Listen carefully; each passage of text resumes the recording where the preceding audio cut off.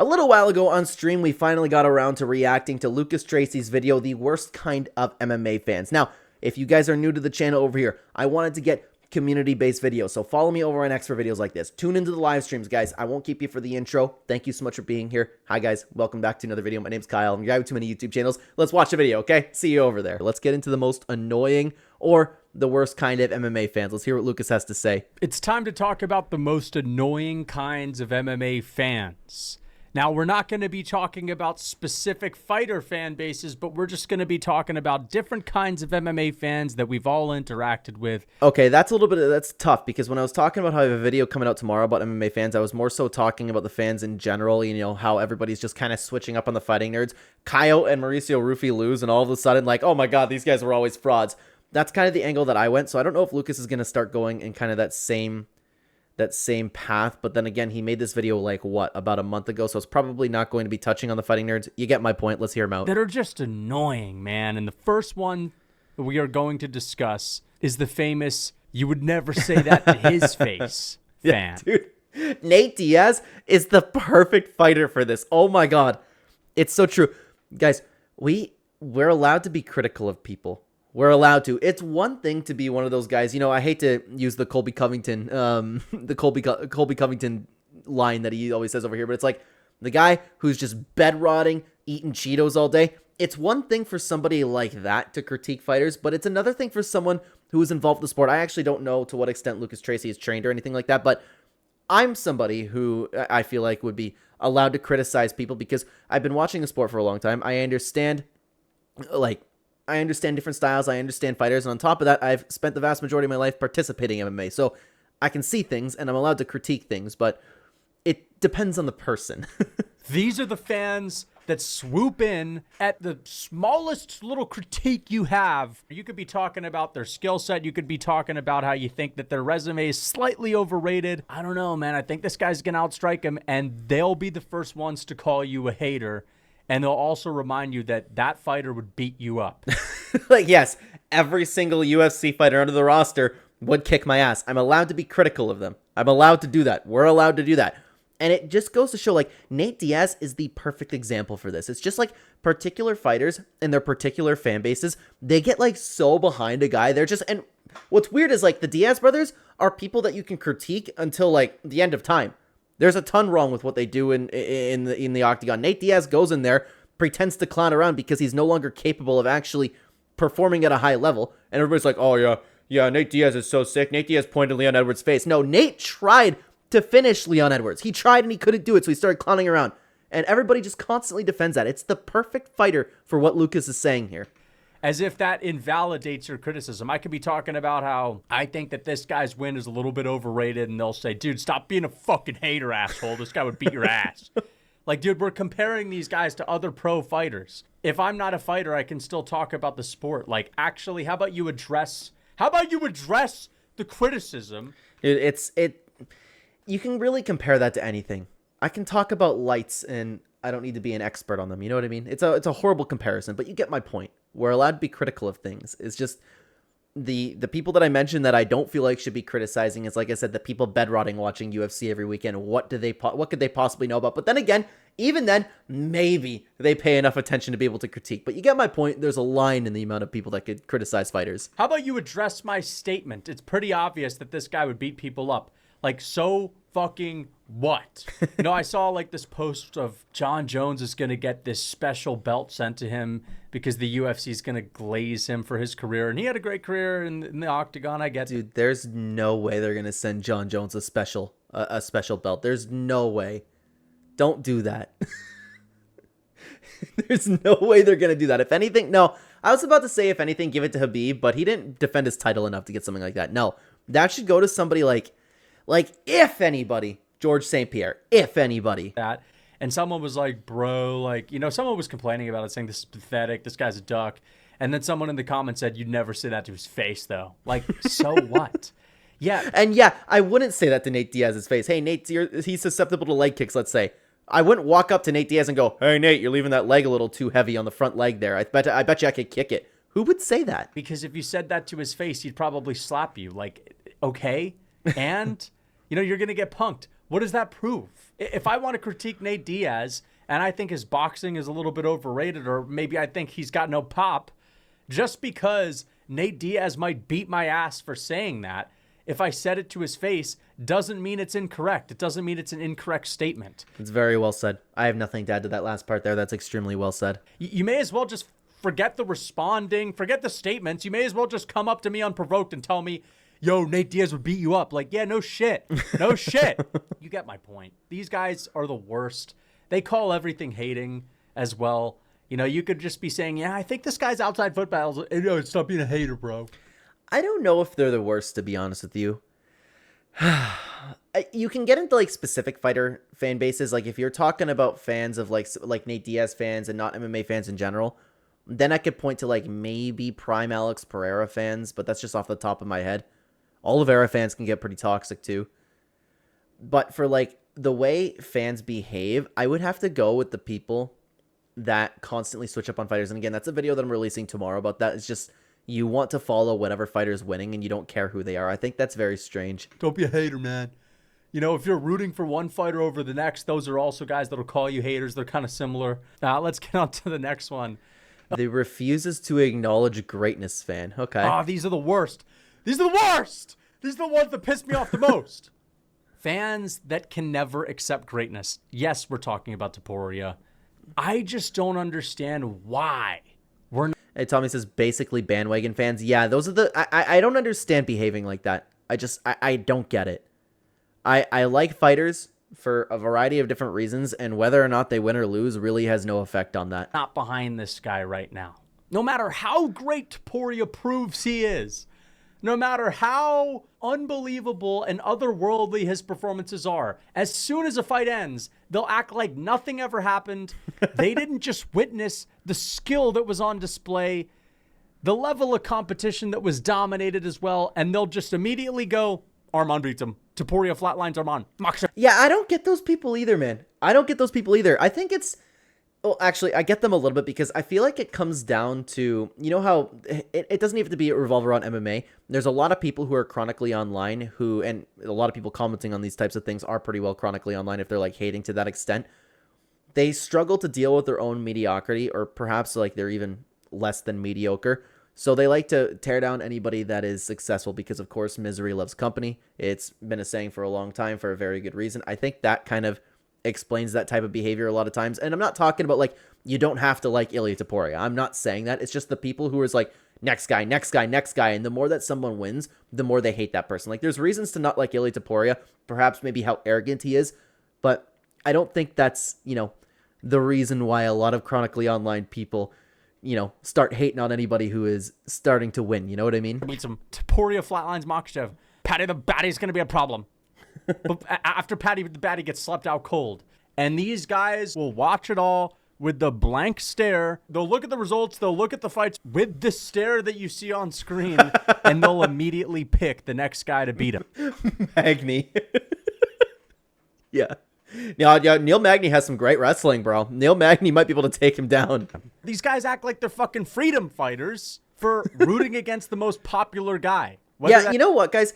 Another thing that I don't get is I don't understand, like, acknowledging greatness is a really great way to put it. I don't understand why people don't like to acknowledge greatness. Again, I keep saying that, but I do kind of understand when it comes to a lot of people, but I can't understand being in that mindset. Like, I felt that way watching Prime Alexander Volkanovski. I felt like I was watching greatness within the octagon, and I thought that was just so cool. Somebody perfecting their craft at that much and dominating the fighters that he was dominating.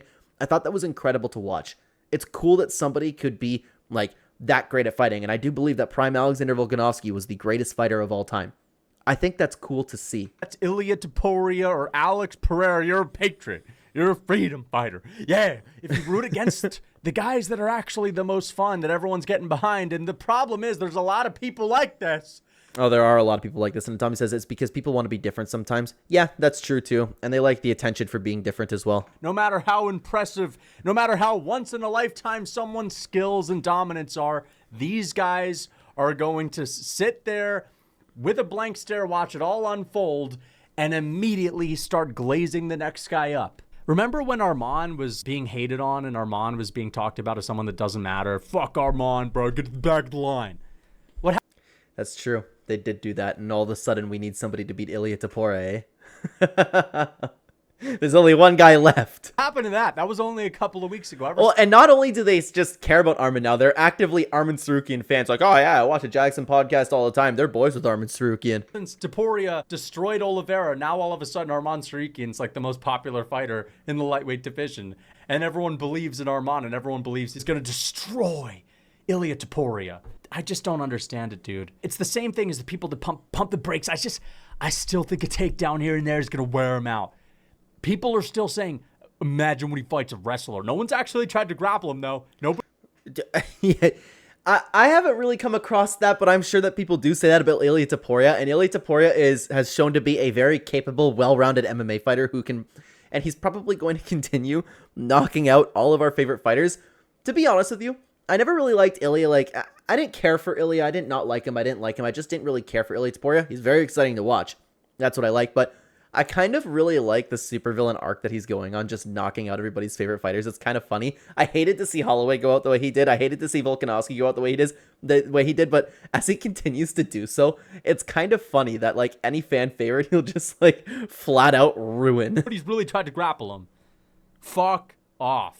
I'm not saying you can't pick Arman, but I just don't understand. Like, you see Topuria doing what he's doing, and then a lot of the fans that were just hating on Arman are immediately saying, I can't wait till Arman destroys him. Dude, this is such an easy fight. He's ducking Arman. Arman's going to destroy him. Yeah, and it's just people looking to like obsess over somebody already good, and they want to see somebody successful fall. It really boils down to that a lot of times. I've seen people say that he hasn't fought a wrestler. Really?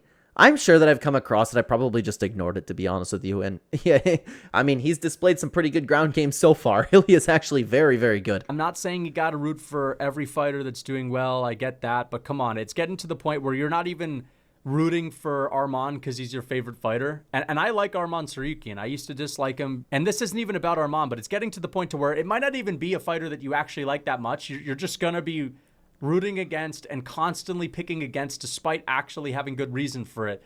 The fighter that is doing the most incredible thing in the sport. Now, and then when you pick that fighter, and if that fighter happens soon, it's like, I told you guys, I told you Arman Sarukian was the dark horse of the division, and I've been saying that since 2008. Arman's a great fighter. I get that. He beat Oliveira. He's a phenomenal fighter. He's entertaining, but his performances are nowhere near as impressive and as dominant as Ilia Topuria. Okay, Arman scraping by a decision against Oliveira. Clear win, by the way, but it was a competitive fight. Arman Sarukian is like going to a decision with Mateusz Gamrot. Topuria is knocking out Max and flatlining Volk. I do think that Arman Sarukian has a great skill set out of the entirety of the lightweight division, he might be the guy that's most likely to beat Ilia Topuria. I just don't think he will. I'm trying to run through any other fighters that might have a chance against him. Like, I'd pick Ilia Topuria to beat Islam Makhachev after what we just watched. The dark horse is ranked number 1, I know, right? But they're gonna act like they were fans of Arman Sarukian before he was even in the UFC. Yeah, I don't think that anybody else in the lightweight division right now. I mean, obviously everybody stands a chance. It's a very, very good division, but I'm talking like Fiziv's on a roll. I don't think Fiziv would beat Ilia Topuria. I think it's literally Arman Sarukian that has the best chance. And Max Holloway at 155, maybe. Yeah, actually, Max at 155 I would like to see, to be honest with you. And you're sitting there and telling me that Arman's the next guy that's going to destroy him? Like, at least if you're going to pick Arman, say, yeah, but this is a scary fight, man. This is a scary fight, man. Right? Say, I think Arman might be able to do it, but damn, is he? They won't even say that. They won't even acknowledge that Topuria is that good. They'll just say, Topuria beat a bunch of watch fighters, not that good. No, it's so true, dude. I just, again, I can't understand being in that mindset. Actually, that's a perfect chat for what comparison to what I'm saying. Bro, do you miss Prime Izzy? I miss watching Prime Izzy. I was never a fan of Israel Adesanya. I never really liked him, but he was fun to watch. Like, him on the rise up, man, there was some serious skill in that octagon. And that's another thing. Like, I recognize that Israel Adesanya was a special striker. You don't have to like the guy. I don't understand being that kind of mindset. But yeah, I do miss Prime Izzy for like performance-wise, but I never really liked Israel Adesanya that much. Never accept greatness. And because of that, I feel like our sport is going to suffer because we kind of need a big star. We kind of need the fans to get behind them and rally around them because that's the kind of buzz that will blow up the sport. When the fans, the hardcore fans are talking about a fighter, oh my God, this guy's like the chosen one. When they really start talking, the outside world, the casuals, those are the people that I'm talking about. They'll start hearing the rumblings coming from the hardcore fan base. And they'll say, you know what? That's very true. And it brings me to an excellent point. Tomorrow, guys, I am going to be recording my complete guide to fixing MMA. If you are watching this as a reaction video and not the stream that it was recorded in, that video will already be out. I fix a lot of things about the sport, talking about fighter pay, talking about getting more attention on fighters to get them more pay, things like that. I think it's very, very well done. I would love for you guys to go check that out. It's going to be on the channel. Let me check out this Topuria guy. I'm going to watch him fight. People are freaking out about this guy, but because there's like hundreds of thousands of fans that are not doing that, they're saying, this guy sucks. That's not going to happen. Okay? All right, so let's get on to the next one. The real hardcore fan. Oh, hang on. The real hardcore fans? Because I'm a real hardcore fan. I grew up watching Bellator. I love watching One Championship. I love watching LFA, and I'm getting into Octagon big time. So let's see what he has to say over here. I mean, I feel like we've already discussed this. So, like, every single fan on this list is like a real hardcore fan, but like these are the guys that are picking Patchy Mix to destroy Mario Batista. All right. Okay. I have gone on record in saying that Mario Batista is a phenomenal fighter, and while I did think it was going to be a closer fight than it was, Mario Batista was excellent. I saw that coming, and I'm proud to call these things, guys. Marcus Buchecha, I said the dude had no good wins. Rainer de Ritter, he turned out to be good, but I said his competition level and his striking level is not there. I'm a real fan. I'm a real hardcore fan. And who was it that just fought? Oh, Aaron Pico. Guys, I said that Aaron Pico was a great fighter and a top contender, and he proved that. Everyone's calling fraud check on Aaron Pico. No, he had a good fight, and he fought Lerone Murphy, who is a title contender. I said that was a 50-50 fight. Aaron Pico is an excellent fighter.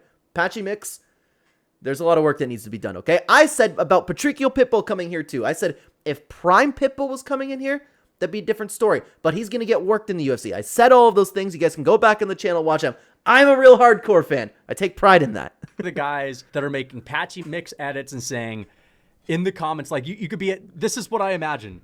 An edits page with like 10,000 followers posting Patchy Mix edits before his fight with Mario Batista. And one comment being like, bro, fill me in on the lore. Is this guy actually good? And them saying, I think Marab might be a tough fight, but everyone else, he low-key destroys. Hey, I think I've had pretty good reads so far on all of the fighters coming into the UFC.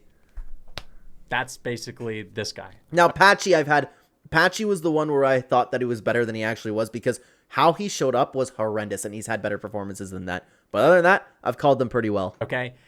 This is the guy that responds to a comment saying, no way, I wonder if Patchy's actually that good, and they'll be like, dude, he's the real deal. Probably beats O'Malley on Umar, Marab. But you know what? I don't understand those people too. Honestly, I don't. Like, I have gone on record because I don't mean to like gas myself up, guys, but I'm very knowledgeable about the sport.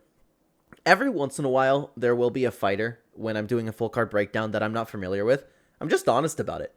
Like Kyle Dawkins, for example, was the most recent one that I did. Like, of course I know who Kyle Dawkins is, but he went out of the UFC into, I forget what promotion it was, something that I didn't watch, and I go, hey, he picked up 4 wins. And guys, I'm going to be honest with you.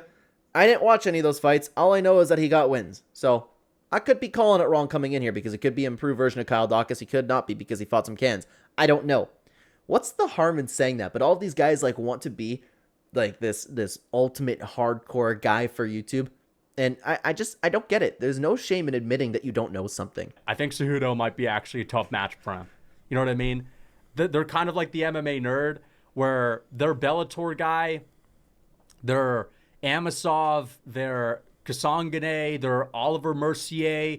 Like, those guys will beat the who's who in every division, but their tough matchup will be the number 9 ranked UFC guy. These guys will tell you, I think he beats Strickus. I think he takes out Hamzat and Whitaker. Adesanya would be an interesting one, but I think he beats Adesanya.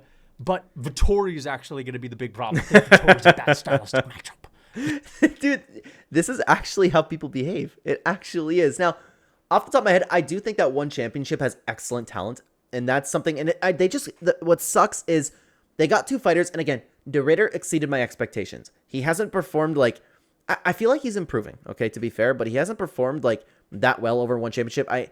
It's just the matchups were, better for him. Okay, but Buchecha wasn't somebody who was really anybody of anybody. Like, he had really good top pressure. Like, that's something that stood out about him, but he didn't even show really that in the UFC. I think One Championship has some excellent talent. As again, I'm a viewer of One Championship. It's my favorite organization to watch. They have some excellent talent over there that I would like to see in the UFC, especially in the lighter weight classes.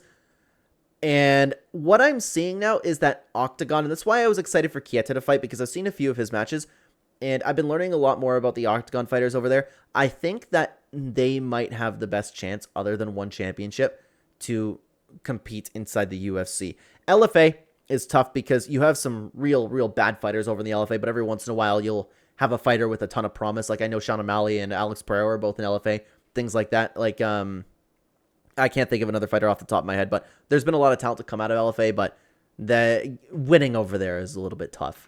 I think fuck you! Fuck you! Okay? These guys are the worst. And listen, I can see it through it all the time. They just want to be... Sorry, I just read that. Probably had Patchy Mix in their MMA Mount Rushmore. The hardcore in the room. They want everyone to know that I watch Bellator. They want everyone to know, because this is what it is. 99% of people don't watch Bellator. We don't watch PFL. And maybe you'll tune into another promotion once a year max. And so these guys, like, they have the power of knowing a little bit more than you, and they understand that you're totally ignorant. And so they could say anything and get away with it because you don't know if they're telling the truth or not. You don't know. That's actually a really good point. That's a very good point and a good way to put it. Again, I just don't understand, like, oh, so I spend my Saturday watching double the fights in my chair. Like, that's not really something to, like, go crazy bragging about. Like, dude, I spend my Saturdays sitting in a chair doing nothing with my mom because we just watch fights all day. If, like, Octagon's on in the morning or something and UFC at night, we just have the baby and the dog hang out. It's a great time. We have some family come over from watching my friends, and then we make it, like, a more of a drinking affair. But it's, like, it's not something to, like, go crazy about, you know? Oh, yeah, I watch Bellator and UFC in the same day. It's not the flex that people think it is. So if they actually are talking in an objective way. Like, they've seen Patchy Mix fight a few times. They see he's okay. And because you're totally ignorant, they can just say anything and make you believe it. They could say, yeah, Patchy Mix hits like Ngannou, bro. And you've never seen him fight. You have no idea. But you're going to trust them. You know what else, too, is if some YouTubers see somebody, like, capping like that, then they'll start spouting out opinion. Dude, Patchy Mix has a bomb of a right hand. You better look out for that, because I heard another YouTuber break it down. They didn't know what they were talking about, assuming that you'd be ignorant. Because, sorry. Like, oh, they watch other promotions, man. Yeah, sure. Dude, Patchy Mix, I knew he was going to get fucking destroyed in the UFC. Now, I like Patchy Mix because he was talking some shit. I actually like Patchy Mix, and I'll be rooting for him. But, like, I knew he was going to get beat. And this is not one of those things where, oh, it's easy to say that in hindsight. Although it always is. But in general, if you were to just watch his fights in Bellator, he's stiff as a board. His striking isn't that good. I know, but the problem with Patchy Mix, and I'm somebody who thought that Patchy Mix was, like, going to be a lot better coming to the UFC. I'm pretty sure I said that. Sorry for repeating myself. He's had way better performances, and we already know, like, the grappling is his bread and butter, right? But he was able to implement that grappling so much better. So perhaps I overrated his competition level. That might be the problem, because I've seen him have some really good wins. So that was the only bad call that I know I've had about somebody coming into the UFC. Other than that, I've been pretty on point. He's not like this dynamic wrestler. He's a grappler. Once he gets you down on the ground, he's good. He's great. But, like, even his wrestling, even his takedowns aren't that dynamic. He's always stiff. He's sort of like the freaking... No, he's a phenomenal grappler, not wrestler. Bantamweight Curtis Blades with the way that he moves around on the feet. So... although he does throw some knees and some kicks and whatnot. Either way, yeah, these are the guys that'll have Eblin in their top 5 pound-for-pound rankings. A little bit circling back to what I was just talking about, you know what everybody needs to take into consideration with Patchy Mix too, is he might have a very good career after this, because I still kind of believe in Patchy. I'm just worried that I overrated him. He took on a dog. He got thrown into one of the... I'll go on record and say one of the best fighters in the division right now, a top 10 fighter in the toughest division in combat sports history. Mario Batista would beat anybody, like, coming into the UFC like that. Mario Batista's a phenomenal fighter, and everybody's just, like, starting to come around to that. So maybe it was just Mario Batista being that good. This is MMA Fighting on SBN. Every single top 15 pound-for-pound list or top 15 rankings in the welterweight division. It's got some random guy you've never even heard of before that's in PFL that somehow makes it because they beat nobody, but they're getting a little bit of hype. So, yeah, they're just going to chuck him in over Neil Magny or something like that, even though Neil Magny has more wins than GSP in the welterweight division. Oh, dude. All right. And the MMA nerd. Okay. All right. Let's see what he has to say about this one. MMA nerd. These guys are annoying. They're not the worst. They're not the worst. But you hear them and you're like, oh, man, but can you just enter the real world? Like, okay, let me explain, okay? The MMA nerd. Okay, I just think Oliveira's butterfly guard is going to cause some issues. I didn't know if he was going to dive into jiu-jitsu specifically, and I'll say this now because I always have trouble talking about this, and I meant to actually make a video on like some sort of topic. I have trouble, talking down on jiu-jitsu because I've spent the vast majority of my life doing jiu-jitsu. I love jiu-jitsu. I love MMA. I love everything, okay? I love and adore the sport of jiu-jitsu. But it attracts some of the most unlikable, nerdy guys. And the problem is you get these guys who nobody already likes, right? They get into jiu-jitsu, and because it's not the same as getting into Muay Thai or kickboxing or something like that, they don't have to, be hyper masculine to get into something like that. They get good at it, but they still have that anger and resentment towards the world because of the way they are, and they they end up with being those training partners that like have to assert dominance over you because now they are actually capable of doing so, and then they'll walk around life being even more unlikable because they do jiu-jitsu. I hate talking down on jiu-jitsu with all of my heart because I love it. It just attracts such unlikable people sometimes, man. I didn't know if he was going to get into the MMA nerd saying that. These are the guys that are always picking the wrestler and the grappler to beat the striker.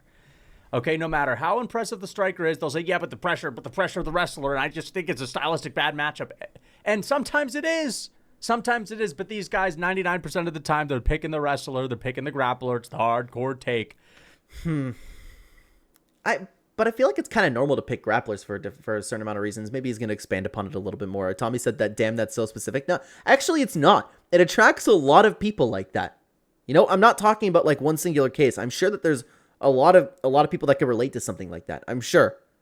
It attracts such unlikable people. There are phenomenal people I've met through jiu-jitsu, phenomenal training partners. I love them to death. But there's enough bad actors that it attracts. You don't get those same guys. Like, if you get somebody, like, the problem is if they did kickboxing or Muay Thai, they wouldn't be able to last, right? But jiu-jitsu, you're kind of careful like that. And then they become like it's I don't want to compare it to anybody. I don't want to sound rude. These are the guys that like to say, nope, but the boring fighter is actually the best fighter. They're always backing the boring fighters. But it's also, this is a different segment of the MMA nerds. They're also the guys that just get too deep into the weeds. You could see, let's say Ilia Topuria. Ilia Topuria could go out there. He could flatline Islam Makhachev. He could flatline Arman Tsarukyan. He could move up to welterweight and flatline Jack Della Maddalena.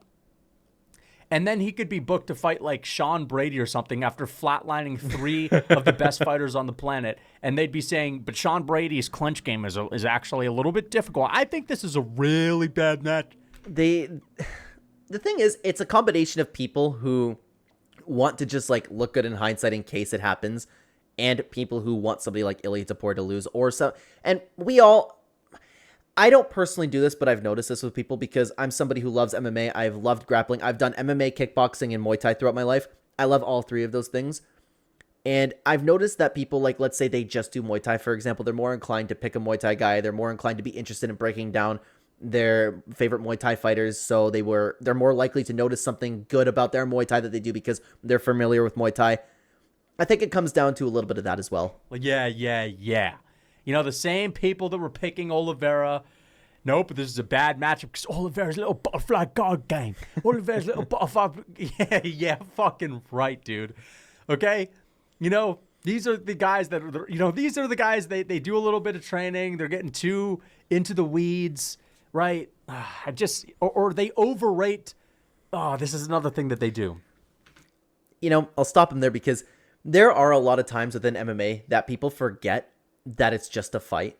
And sometimes, like, all you need to say is, like, yep, Rumble Johnson's right hand. Rumble Johnson just needs to connect, and I think he will. Sometimes people break things down a little bit too much. And I experimented with a couple videos back in the day, which I should get back into because it's fun. It was full card breakdown videos, but not thinking too hard about it. And it's, like, basing things off of, like, Oh, yeah, Weili Zhang is actually a capable fighter and her opponent's not, so I'm going to pick Weili Zhang. You know, stuff like that. Sometimes we get a little bit too deep into it. There are fighters that we all think, okay, this guy's a little bit overrated. But, like, you know, for example, Adesanya is like an example. I've always said Adesanya is a bit of an overrated striker, but the MMA nerds will look at Adesanya just because he has good technique. And they'll say, no, but Adesanya is the best striker. They don't care about the results. They're just looking at the technique. And yeah, they definitely go overboard with it sometimes because there are people out there who will analyze like the feints that Israel Adesanya was doing against Yoel Romero. No, Israel Adesanya did not want to get cranked by Yoel Romero and vice versa. Yoel probably didn't want to like get countered by Israel Adesanya. That's it. It wasn't this high-level chess match. Sometimes fighting, quite often actually, look at Dricus du Plessis. Fighting is more than just technique. Fighting is also durability, it's heart, it's your ability to impose your will, it's confidence, it's cardio. You know, everything that I just said, he just said it in a better way, to be honest. The Dricus du Plessis is a perfect example. It's strength. There's a lot of different things that go into it. The MMA nerds are only about styles and technique. And, you know, that often is something you got to look at. But, you know, stop nerding out, man. Okay? This guy's going to flatline your fucking grappler just because he hits hard and he also has pretty good technique. And just because he's got a good ankle pick. Who gives a fuck? Okay? He's going to get Yeah, knocked. they bring up a lot of things. Like the butterfly guard's actually a good example there because how often do you see a butterfly guard? Which is always strange to me because, and obviously this is because I'm not a professional fighter, right? There are times in MMA that I've hit sweeps of the butterfly guard, right? I'm always curious as to why some things don't work in like professional level MMA. Something like the guillotine makes sense. I hate when fighters constantly go for guillotines because they're too sweaty. It doesn't work. It rarely works unless it's the beginning of the fight. Otherwise, it will rarely work. You need to be like a Brian Ortega. You need to have that kind of squeeze, okay? There's a lot of things that I would like to see more of, like techniques like omoplata. Every single time my back hits the ground, I'm working for an omoplata, and I can get that done in the training room, but obviously it's not a professional level, and I want to know why some submissions like that, why something like the butterfly guard doesn't work at the professional level. I don't know. I truthfully don't know, because there are things that I like to do, but I never see it inside MMA, but maybe it's just like easier to buck out of mount or something like that. It's a bad example, but you get my point. Now, all right, and that's it. Now we're on to the he's too big for him fans. These are the densest, in the worst way. They're not density maxers. These are the densest, most obtuse fans, okay? They haven't caught on to lighter man skill. Okay. This is fair.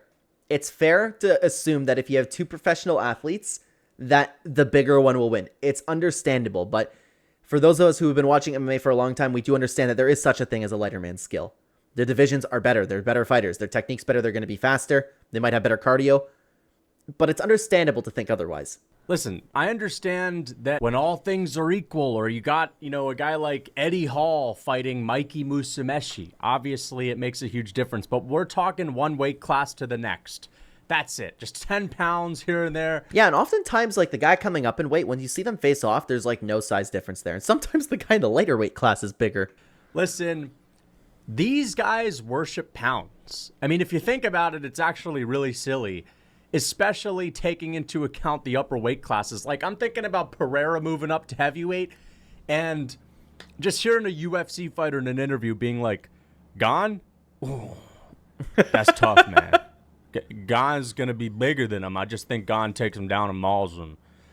It's a different battle up there. It's a different battle up there. And oftentimes the battle is actually easier because the fighters there aren't nearly as good as the weight class below it. But, I mean, there are always fighters, too. If you're asking a heavyweight about that, obviously the heavyweight's going to be talking about, like, why the heavyweight division's so great, right? Like, no, it's not a different battle. You know, these are the kinds of guys that could watch, and I know I keep using him as an example, but, like, these are the kind of guys that could watch Ilia Topuria flatline 10 lightweights in a row, prove that he is the most dominant lightweight they've ever seen, okay? Manipulate fighters at lightweight with never before seen power, sending them flying out of the fucking octagon. But because he fought at 145 back in the day and because he's short, as soon as he crosses into the welterweight division... The thing is, that might be too big of a jump. That might be. I would need to see them face off. Obviously, I would sit here and I would say that Ilia Topuria has the better skill set. 100,000%. But is Jack Della Maddalena truthfully going to be too big? He's used to fighting bigger guys. 2 weight classes is a big jump. I would need to see how he performs at welterweight. Automatically, the universe changes and all of a sudden, he is not effective. And Neil Magny beats him. And I'm just imagining like a Jorge Masvidal pros pick James Lynch interview. Jorge saying, it's a different battle up here, man. It's a different game up here. The pounds is too much. But again, they're always going to glaze the weight class that they're a part of. They want their weight class to like be the best ever so that it can just make them look better in hindsight. Obviously, that's what they're going to do.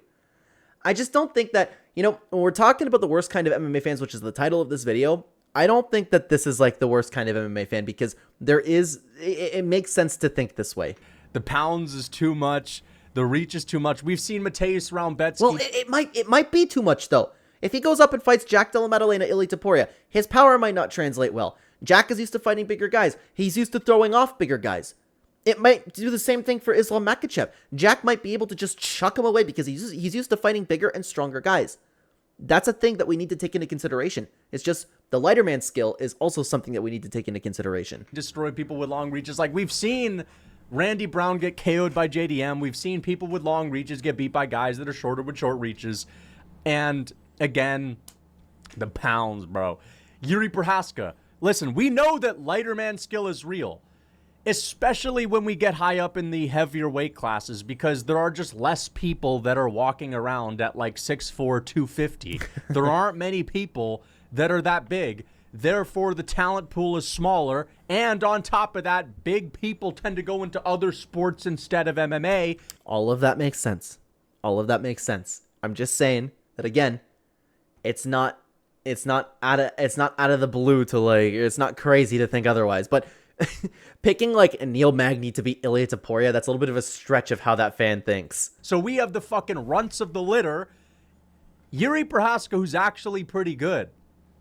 They'll pick against him if he goes into a fight with Shamil Gaziev because, man, Gaziev's just going to weigh on him. DDP, if DDP were to move up... Yeah, but Gaziev is a giant man. I think that's a thing that could happen. If Dricus du Plessis fought Shamil Gaziev, he might actually be too big. That guy's a giant blob. I'm just saying it's possible. Heavyweight. You'd have people saying, heavyweight's obviously too much. That's ridiculous. Way too much. Dude, Dricus du Plessis would fucking beat the absolute fuck out of some of these heavyweights. Agreed. I'm just saying it's not out of the realm of possibility for him to lose. Bro, Dricus du Plessis would give these heavyweights outside of the top 5 absolute ass whoopings. Hang on just a second. Dricus du Plessis lost. That means fraud check. He sucks. Dricus du Plessis is the worst fighter of all time, but I've never liked him. That you would never even want to see because they'd be so brutal, so vicious, so much skill difference. Okay? All right? Again, I'm not saying that flyweights could move up to lightweight, that bantamweights could move up to welterweight. I'm just saying that, the pounds. Yeah. Let's forget about skill, speed. Let's forget about strength, power. Let's forget about, everything else about fighting. 10 pounds. Just fucking blubs. Not like, how do you even describe just fucking, blubbery human bodily mass? Just blubs. That is what these guys, like, again, we're talking about 10 pounds differences. In the grand scheme of things, it's not a big deal. It's not big, but the division that they're used to fighting in, that does matter. 15 pounds. We're talking Pereira can defend takedowns against Magomed Ankalaev, but he gone and his blubs. But hang on, who's saying that Cyril Gane's gonna take down Alex Pereira? Nobody's saying that. Nobody ever would say that. Dude, I just created a new term, bro. Like, just straight up blub. Like, you know what I mean? It's blubber, it's muscle, it's fucking tendon. Straight up. That is it. Gane having a little bit more fucking blub is gonna make the difference. Gane's a bad example, though. Someone like Tom Aspinall will be a good example because Tom Aspinall's capable of taking people down. Cyril Gane couldn't. And that's when the size matters. It matters, too, in, like, shot absorption and things like that. But still, like, if we're talking about wrestlers here, we can't be talking about Cyril Gahn. And he is. That's like comparing somebody to like, I don't know, someone's moving up to heavyweight and someone going, oh, you have to watch out for Francis Ngannou's double leg, and just ignoring the giant bum of a right hand that he has. Going to, as a striker, first and foremost, who fucking sucks on the ground to begin with, his extra fucking mass alone is gonna school Pereira or be too much. Yeah, fucking right. Okay? So, these fans are so annoying. They piss me off. All right? They're the densest, most obtuse fans in the sport. Wow. No, that's the most understandable type of fan. The other ones that he talked about are way worse than that one. The he was washed up man fan. So essentially, these guys will call anyone that was recently beat washed up to discredit whoever recently. Oh my god. Yeah, these people are ridiculous. And this is what I was talking about, how I have a video that's already scheduled to go out tomorrow, talking about how people are just switching up on the fighting nerds. Kyle Baraujo all of a sudden's garbage, and Mauricio Ruffy sucks too. Where did you get that from? They're like, from what we've seen, they are objectively actual good fighters. Nice call, Ben. I want to say, did he literally, eh? You just mentioned it. Yeah, I know. Recently beat them. Like, we're seeing it with Max Holloway. That's the most recent example. Max Holloway, 3-fight win streak, the best he's ever been. Massively improved, even since the Volkanovski trilogy. Like, where he went into the trilogy improved since the rematch. He improved after the trilogy, went on a 3-fight win streak, flatlined Justin Gaethje, had the best performance of his entire career. Actually performed well against Ilia Topuria. And yeah, that's what people need to understand too, is that prior to him getting finished by Ilia Topuria, he was doing well. At that time, he was out of his weight class, and he went on after that fight to continue to look phenomenal and still add new tools to his game. Max Holloway is still an improving fighter. So these fans, they don't even look at like how the fighter actually performed, because that's kind of important. Max actually looked good in that fight. And yeah, he's also 32 years old, but he's washed up because Ilia beat him. I don't get that. I don't get that. Like, I get that it's possible that somebody's chin can go after getting knocked out, but you have this guy who is just dominating everybody, on track to what people call like the greatest fighter of all time. You finish Max Holloway, oh yeah, but Holloway was washed. Really? This is where I don't understand the logic that people pull from. You know what I mean? Ilia knocked him out, therefore Max was washed. First round, second round, no, Max wasn't washed. Max actually was doing really well. He was very competitive. No, but they don't even remember that. They don't remember how he performed. All they remember is Max Holloway got chinned, and we discredit Ilia's win because Max Holloway was washed.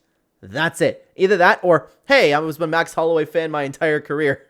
Gets knocked out. Nah, that guy's washed. I never liked him. Looking awesome. You know, if it wasn't Ilia Topuria in the cage that night, Max Holloway probably beats every single featherweight on the planet, maybe except Volk. But yeah, third round, as soon as Topuria throws his right hand right before it connects, Max is automatically washed at the age of 32. Yeah, sure. Okay. But you know what's not all right? Rocking around the summer with the... We're going to have to skip this part over here. Yeah, I know. I'm just... It's just Lucas taking a dig at the people that are critiquing Ilia. I know. I'm just using that as a recent example. Actually, yeah, he has been talking about Ilia Topuria this whole time, but he has been making good points, to be honest with you. But like... You know, there's a difference between being slightly declined and washed. Not even Oliveira's washed. Oliveira is slightly declined, and he just got destroyed because he has no defense, and he's never had defense. It's not. Oh no! I hope that this music isn't copyrighted. If you happen to be watching this video outside of the stream, oh no, the stream might go out too. If there's copyright material detected, the stream might go out, man. But if you happen to be watching this when it turns into a video, if the audio is weird, I had to use AI to cut out the music from behind. Just because he's washed. But let's get on to the next one. Oh yeah, dude, this is a bad back-to-back one because it's gonna tie into the Topuria thing again. All right, for what my face cam's covering, it says the can't wait for him to get humbled fans. Listen, that's just the most recent example, but this has been a problem in the MMA fan base for more than 5 years. This has been a problem for like 10 years. It's gotten worse and worse. I actually agree with this. I agree with this big time. And I think that people take trash talking way too seriously too. I've always said that about Colby Covington. I don't understand it. And they're the same types of people too to complain about the state of the UFC. Oh, there's no stars. But as soon as somebody starts trash talking, why the hell is he doing that? Oh my god, cringe. Anytime someone's talking a little bit, like Giga Chikadze, he was talking a whole lot of smack before the Calvin Kattar fight. People were just like waiting on his downfall, praying for his downfall. And don't get me wrong, I'm not saying you should root for a fighter just because they talk shit, but I just don't think that's a reason in enough to root against them. Like, if they're going to be fighting your favorite fighter, I totally understand, okay, I want them to get humbled. Because it comes down to the individual. There's people that are trying to do their work to promote the fight, and there's people that are actually just cringe. Like, I've had that relationship with fighters, like, throughout the years watching this. I will never knock somebody for, like, trying to hype up the fight, because we never hear this anymore. It's what I always talk about, how I appreciate Juliana Pena, because she is literally the only person that's doing a little bit of an effort to bring life into the 135 bantamweight division, something that we can't stand to watch. But I actually kind of look forward to watching Juliana Pena fight, because she does work into promoting. That's your favorite fighter, but just rooting for every single opponent that the shit-talking fighter has, like, why? You don't like entertainment? Like, you're going to sit there and act like Conor McGregor's trash-talking era wasn't one of the best things that the sport has ever had? They like it if a fighter goes on a win streak. They like it at this point with Ilia Topuria. All of a sudden, it was cringe at first when Ilia Topuria was calling himself champion and saying things like, "Oh, I didn't want it to be you," acting like he won the fight before it actually happened.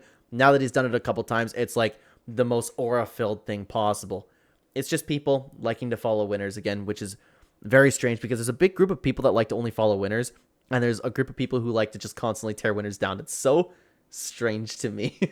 I mean, come on. The trash talking era was what blew up the UFC. Like, you'd be lying to yourself if you said that you didn't enjoy the hype that McGregor brought to the sport. And maybe you were rooting against McGregor against Khabib, and maybe you really did want to get him or see him get humbled or whatever. And sometimes I could totally understand that. But the sport needs more personalities, and that's one thing that we're really missing these days. Again, don't get me wrong. You don't have to root for everyone that's talking shit. It's okay to want them to get humbled every once in a while, especially when they're fighting your favorite fighters, but we really have a lack of personalities. Remember, now we just look at these fighters and we call them cringe. I don't understand that. Like, and I will always say this too, like, people have a legitimate, like, disdain for somebody like Colby Covington. I don't take him seriously. Yeah, he's just throwing names out there. Come shots funny. Like, I don't care. At least he's putting in work to, like, promote the fight a little bit, and at least he's getting people invested to a point where they want to see him lose. But oh, dude, that's so nice. Good Noodle MMA. That's very generous. Thank you so much for the super chat. Yeah, but where does Kevin Lee fit into all this? Hey, Kevin Lee was a fun trash talker. I always got excited for a big Kevin Lee fight. That's a very generous donation. Thank you very, very much for that. I appreciate that. It means a lot. But yeah, I miss Kevin Lee. I miss the Kevin Lee trash talk era. He's another guy. Like I was talking about Juliana Pena. People looked at him and go, "Oh, cringe Kevin Lee. Cringe Kevin Lee." But no, he's been putting in work. I always liked watching Kevin Lee fight, and it's sad to see his downfall a little bit. But I do love the Kevin Lee fit into all of it memes. But thank you again for the super chat.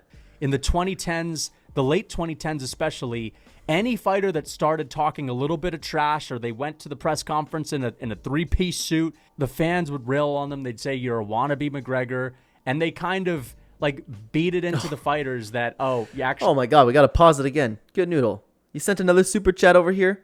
That yeah, I know his mama got tickets. Exactly, dude. One of the greatest press conference moments of all time. But dude, that's more than generous. Thank you. You did not have to send another super chat. I really, really appreciate it. And guys, something I'm gonna be looking to, because again, we're gonna spin this stream around and make it into a video. I'm going to look into getting the chats on screen available for everybody too, because we have that over on the Clen channel, depending on if you're coming over from another channel or not. We have that. It looks great. It's awesome. So I'm going to look into doing that, as well as actually bringing my webcam to other parts of the screen, because right now I only have like the two flip-flops right now. But good Noodle, I really appreciate that. I just wish that I could have it on screen for you. It means a lot. Thank you. Very generous. Trash talking is corny, and fans are going to hate you if you do that. Don't even try. It's better to be a rock when it comes to having a personality than to be fake or to be playing it up a little bit. Like, but the thing is, people make fun of people for being rocks too.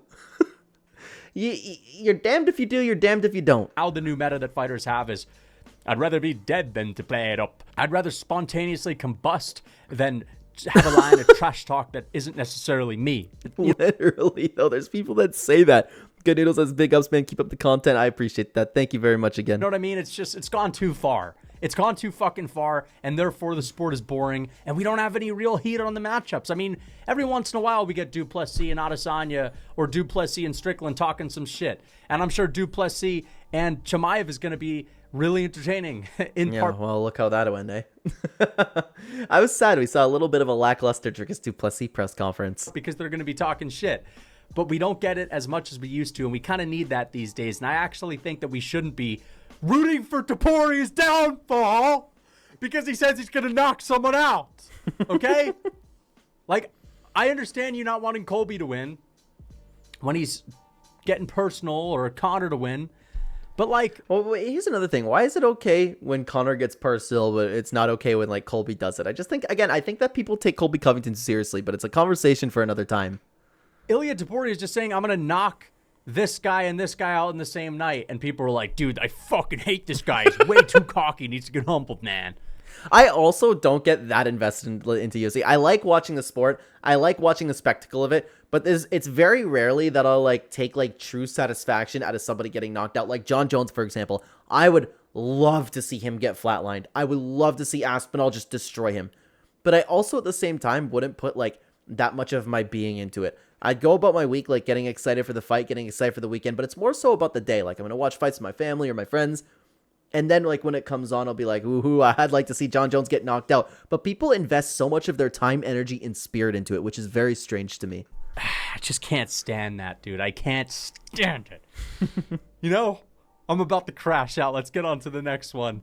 This is another... Oh, no. Hang on. What my face cam is covering is it says, hypes up slightly underrated prospects, way too much fan. Classic. I'm bringing this one back, but, you know... The guy that hypes up random prospects to seem hardcore, okay? This is the guy that will hype up Felipe Lima. That's the most recent example. And listen... Felipe Lima is a good fighter. Is that what he's about to say? Felipe Lima is a good fighter. Okay. Here's the thing. It depends on the prospect, though. And there are guys that we don't know. Like, there are guys that look so good on the come-up, and then we don't know that they have this, like, potential weakness, or they're not ready for the top 15.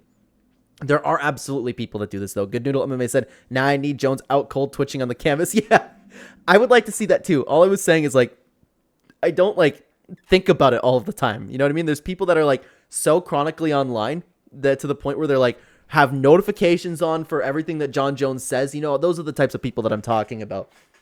Kevin Vial's glaze is valid. Actually, I think he's a little bit overhyped, to be honest with you. But what I was about to say is Gene Matsumoto, I think he is an excellent fighter, but both guys are good. It's just like, I don't know. Definitely not go to the sport. In ways, he actually impressed me. His striking looked a lot better than I thought. But when Felipe Lima and Peyton Talbot was announced, all of the comments on any section, in any comment section relating to that fight was, Felipe's gonna eat him alive, bro. You have two phenomenal prospects. They're both great fighters. Anything could happen there. I wouldn't discredit either of that. R.I.P. Talbot. Bro, R.I.P. Talbot, man. Felipe Lima had a little freaking pit-pat decision against my... You can insert that with any prospect. Doodle said, people forget, man. Kevin Vallejos is a marauder. Johns. People forget, saying, man. Oh, R.I.P. this guy when they're booked to fight Gene Matsumoto or whatever. You know what I mean? Hey, Gene Matsumoto is going to be a top 15 fighter. I will stand on that. You get booked to fight Kevin Vallejos. R.I.P. You know, it's like, come on, dude. They're not that good, okay? I would understand. The only time you should be saying R.I.P. this guy is if Ilya it's Topuria? against, like, someone that's been proven, like okay. my tech Odelby. If he fights a random guy, you could say R.I.P. I agree with that. I think that's fair, and there are a lot of people who really want to just, like, look hardcore, like we were talking about the fans earlier. Hi, Sunny baby. Who's a good girl? You're awake now? Hi, baby. You good girl, eh? You good girl. He dominated him, fan. Oh boy. Here we go. Dominated him, fan. Now, these are the guys that will call anything a domination, especially when it has to do with some wrestling. Like Magomed dominated Alex Pereira, or Merab dominated Umar Nurmagomedov. It's just there's a lot of people who just remember the outcome of a fight, like Ilya Topuria versus Max Holloway being a prime example of that. Nobody remembers that Max Holloway was actually like working a little bit. I'm not saying that he was winning the fight. I'm just saying that he was performing pretty well. People don't remember that, and they just remember the end result. Like, those were actually close fights. Magomed, it was not as close as the Merab and Umar fight, but still a close fight. But Merab and Umar, I understand that people love rubbing it in to the Dagestan fan base and the Habib fan base, but that was not a domination. Yeah, I actually thought that Umar Nurmagomedov won that fight, and I get a lot of pushback when I say that, and I still have not rewatched the fight. I plan to next time that Umar or Merab fights, but my first viewing, I thought that it was 3-2 for Umar. But people look at that screenshot of Merab, like, with holding Umar's head down, and then all of a sudden it's like, yeah, Merab just toyed with him. Boxing fans do it all the time. The dominated him fan, I totally believe that. I'm not as involved in boxing, to be honest. I just think it's thrown around way too loosely. But let me think of a domination. Domination is like Whitaker and Kelvin Gastelum. Whitaker, Marvin Vittori. Don't get me wrong, those are definitely dominant performances, but it's just like, that's weird that that's what he went to at first. I was thinking like something like Habib versus Edson Barboza type situation. Domination is when someone is completely outclassed, hardly has any moments. Domination is like Adesanya versus Paulo Costa. Okay, domination is Volk versus TKZ. That's domination. A 48-47 where every single round is actually kind of close. Even a 49-46 can sometimes be competitive. Like Umar Nurmagomedov versus Corey Sandhagen. Umar may have schooled Corey on the feet, but I wouldn't consider that a domination. A domination... Yeah, I mean, it's just a classic case of people misremembering fights or like choosing not to remember that their guy struggled a little bit in a fight. Good Noodle says Topuria versus... Oh my god, Topuria versus Emmett was a ridiculous domination. Yeah, holy. And yeah, basically Chimaev's entire career winning too. On the numbers by like 30 strikes a round. You're getting a couple knockdowns here and there. You're getting entire rounds of control time with ground and pound, and you're landing great, nasty elbows on the ground. That's domination, you know. Merab versus O'Malley, round 2 or round 3. I think it was round 3 in the last fight. That's domination.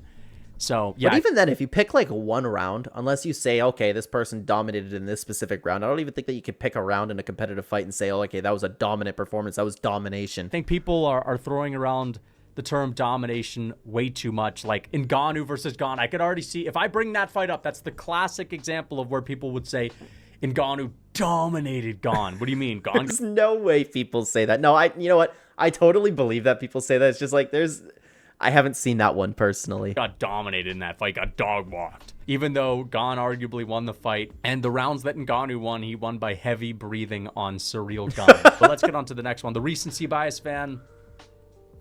You're looking at him. Some people are going to say I'm that guy, especially when it comes to the GOAT list. And oh, that's a fair take. That's a fair take in Lucas Tracy GOAT list. But yeah, the recency bias fan is not one that I'm a big fan of, to be honest. I'll be honest, I am definitely guilty of some recency bias, 100%. But I'm also talking about fans that just look at the last result and they'll say things like, oh, this guy's washed. I mean, like Holloway loses, he's washed. Whitaker loses, he's washed. This guy wins, he's going to destroy the next guy. You sort of understand what I'm saying. Like Khamzat Chimaev destroys Robert Whitaker. We know how good Khamzat is. Whitaker sucks now, right? Or Ilia Topuria flatlines Volk. Well, Volk's never been that good. I hate that, man. I hate that so much. But I will say, like, the recency bias has some like fair implications when it comes to fighters that are on the upswing. Like Alexander Hernandez being a good example right now. Like, I'm very high on Alexander Hernandez right now. He's always been a little bit of a hit or miss guy, but I think that he is an improving fighter. So when we're talking about recency bias, I take his recent performances into account, and that kind of changes my opinion on the upcoming fight that he has. So when a fighter's doing well, I think recency bias is something that you could take a look at. But there are so many people that just like look at any fighter who gets finished or loses one fight. Max Holloway, again, being a good example, as Lucas Tracy said, and all of a sudden that fighter sucks. One ZB1 said Clen is a jack of all trades. Yes, sir. Yes, sir. Good to see you here. You know what I mean? These guys are just looking at the results. They're not watching the actual fights. They're not looking at the level of competition necessarily. Just you take a loss, you suck now. You win, you're the best thing since sliced bread. And you guys give me crap for that as well. Because every time I do a recap, the new GOAT list is whoever won on the recent card. So I mean, to be honest with you, I thought that there was just a little bit of rage bait that Lucas Tracy does, and I'm not above that idea, okay? Because he's a pretty smart guy. So I don't know. That's what I always thought about the GOAT lists. Listen, I'm guilty of it. Even though I think I'm pretty objective with my GOAT lists, I'm not gonna sit there and say that I remember people getting mad at him about Armin. I don't remember where he put Armin. I'm going to assume what Good Noodle's saying. Armin at 15 is insane. I'd have to really sit down and think about my greatest of all time list. I think Armin could be like top 25. I do. I think he's a very, very, very good fighter. but I'd have to sit down and think about it. Not susceptible to being biased when it comes to recency bias, okay? Of course, maybe if there's something that I'm falling for when it comes to problems with the GOAT list and whatnot, it's probably a little bit. But anyway, guys, that is it for this. That was a fun video, man. It's something that I wanted to watch. If you guys don't know, if you guys are just have been following the channel, I have for every single channel that I have whenever something interesting comes up on my homepage, I try not to watch it, and I put it in a React Soon playlist, and if it's a long video like this, I'll do it on a stream. So I'm glad we got around to watching this video because I thought it was very fun. I liked particularly like talking about the Nate Diaz fans. That one was pretty funny, but I thought it was a great video. I appreciate you guys spending your time over here. Let me read what Good Noodle said over here. Armin could be a top 30, but he just doesn't have the name value other than Charles and Dariush. Yeah, I would agree with that. It'd be one thing if he got the title and started defending it, but in top 30, I wouldn't mind at all. Like, yes, Joaquin Silva and Alvarez could be insane wins, but with time to come. But right now, they just aren't in a good spot. I can get behind that. It's just looking at Armin, we know he's a great fighter. That's a problem. But you're right about the name value not being there. But hey, you know what? He might get that title. He might end up being a GOAT. But top 30 safe. I would ballpark top 25, but again, I'd have to sit down and actually think about it. That'd be fun to do for a stream one day, or fun for do a video as well. Make my own like GOAT list. But every time you make a GOAT list, you know you're going to receive some backlash. But guys, I am going to call the stream there.